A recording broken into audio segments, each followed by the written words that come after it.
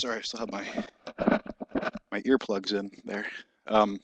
Yeah, I do live videos, so because I don't know what's free software there is. If anybody knows of any free software for editing, easily editing and videos, so that you have like kind of like a timeline, you can like cut parts out and fix stuff, that would be great. Because I tend to do a lot of, I probably fill half my videos up with useless crap, and stuttering and not, saying and thinking, because I don't think beforehand about what I'm gonna say usually. Anyway, or I could just plan ahead. I don't know. Anyway, okay. So this is a video that goes out to like I'm a DJ to Piro again, and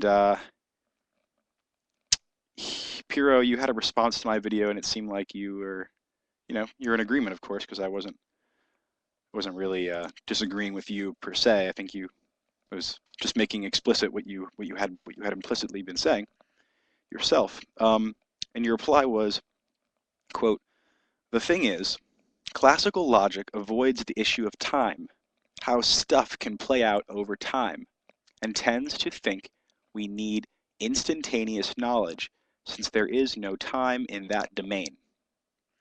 P.S. It is my position the infection can be cured and somewhat easily. Thanks for the recommendation. Never heard of him before." Can't believe you've never heard of Merleau-Ponty before, but I guess it's not that surprising. It's just, yeah, I guess that's not that surprising actually, because depends what circle you're in and what you read, but he's definitely gotten more and more popular as uh, in the last, I don't know, the last 10 years or so. Ever since Hubert Dreyfus became more popular, brought Heidegger in. Hubert Dreyfus is always mentioning Merleau-Ponty as the completion, in one sense, of Heidegger, along with other authors too. Anyway, so in your response, you said, "The thing is, classical logic avoids the issue of time, how stuff can play out over time. We need instantaneous to think we need instantaneous knowledge. Okay, since there is no time in that domain." Right. So I actually was just reminded of a quote that talks about these two things. And these are the two things, right?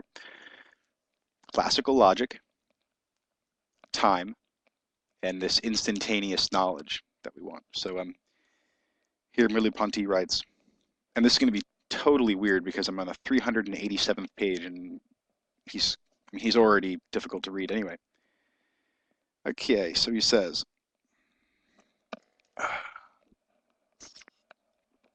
sorry, time in the widest sense, that is, the order of coexistences as well as that of successions, is a setting to which one can gain access and which one can understand only by occupying a situation in it and by grasping it in its entirely that's a misprint, in its entirety through the horizons of that situation. The world, so he's talking about the world, which is the nucleus of time, subsists only by virtue of that unique action which both separates and brings together the actually presented and the present. And consciousness, which is taken to be the seat of clear thinking, is, on the contrary, the very abode of ambiguity. Okay, so that was probably weird. He says that the world, which is the nucleus of time, it subsists only by virtue of that unique action which both separates and brings together the actually presented and the present. It's in the present. Okay, so this is that. We won't go into it, but think of the time flowing as a continuous like separation bringing together, but like where every bringing together is like doubling over each of the separations, which are like doubling over each other. It's an awesome view of time he has, and is related to what Professor Anton's talking about the nothing and making room, nothing making room for time. Anyway, so he says, he's talking about the world and time. And he says that consciousness is taken to be usually the seat of clear thinking is on the contrary the very abode of ambiguity. So under these circumstances, one may say, if one wishes, that nothing exists absolutely. And it would, indeed, be more accurate. It would be more accurate to say that nothing exists and that everything is temporalized. But temporality is not some half-hearted existence. Objective being is not plenary existence.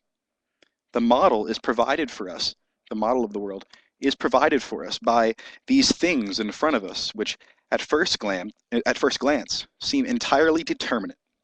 This stone is white, hard, and cool, and it seems that the world is crystallized in it, that it has no need of time in order to exist, that it unfolds, that it wholly unfolds itself in an instant, and that any additional existence would involve it in a fresh coming into being, so that we are tempted to think that the world, if it is anything at all, can only be a collection of things analogous to this stone, and time a collection of perfect instants. So again, he is discussing the world, and time, and he says that you know, objective being. He's talking about objective being. Merleau-Ponty is trying to describe the world, the pre-objective world, the world that we first live. He talked about this in his first book, right? The Structure of Behavior. This is another book, The Phenomenology of Perception. And he's talking about the pre-objective world is the world before we go around and saying, oh, I'm a subject, this is an object. He says, okay, yeah, everybody knows that there are such things as subjects and objects, and this is, this is it's undeniable, in a sense, if you're only thinking in that way. But that only happens, of course, once when you take a step back, when you already have in mind what you want to do.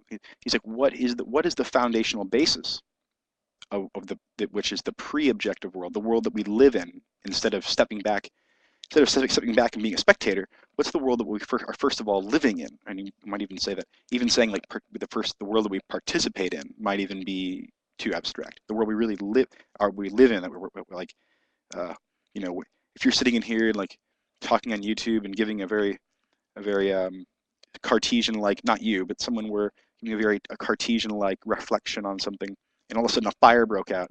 You might have just been talking about how there is no reality and everything, there's no objective truth, and no one can know something for sure, and then like all of a sudden a fire, someone comes in and goes fire, and you bolt out of there, because the world you were in, the objective world that you were reflecting on, is different from the world that you really live in, and which is like the foundation for any subsequent reflection. Anyway, so he says that the model for the objective world that he's that has always been studied by philosophy, which he's trying to get beneath, so to speak. He says the model of the objective world is, it's right here. It's provided for us by these things in front of us, which at first glance seem entirely determinate. This stone is white, hard, and cool, and it seems that the world is crystallized in it, that it has no need of time in order to exist, that it wholly unfolds itself in the instant, and that any additional existence would involve it in a fresh coming into being, so that we are tempted to think that the world, if it is anything at all, can be only a collection of things analogous to this stone, and time a collection of perfect instants. Such are the world and time of Descartes, and it is indeed a fact that this conception of being is almost inevitably arrived at, since I have a visual field with circumscribed objects and a sensible present, and since every elsewhere is given as another here. Every past and every future as a present gone by or still to come. So he's criticizing this model. The perception of a single thing lays forever the foundation of the ideal of objective or explicit knowledge which classical logic develops. But as soon as we concentrate upon these certainties, okay, well, you have to wait. I'm sorry I had so much crap in the middle, but I'll